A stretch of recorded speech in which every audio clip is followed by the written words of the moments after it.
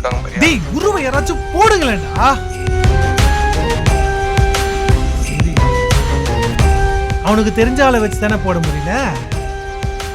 சீக்கிரட்டா ஒரு ஆளை ரெடி பண்ண, எப்படி செத்தானே தெரியாமே சாகட்டும்.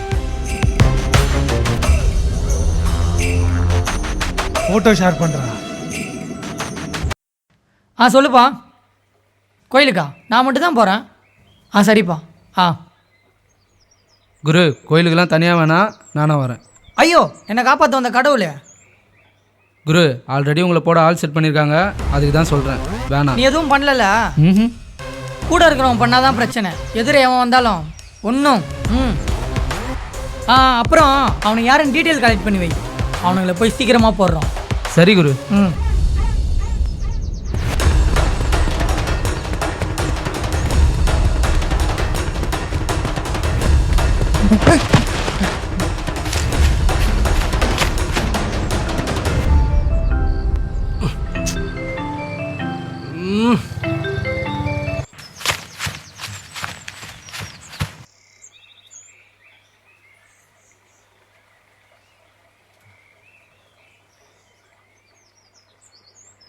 என்னடா நான் சும்மா ஃபோன் பண்ணிக்கிட்டே இருக்கேன்.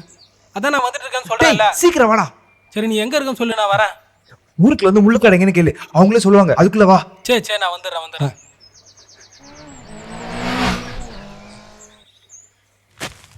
என்ன இவ்வளவு அவசரமா கூப்பிடுறான்? ஏதாச்சும் பெருசா பண்ணிட்டானா?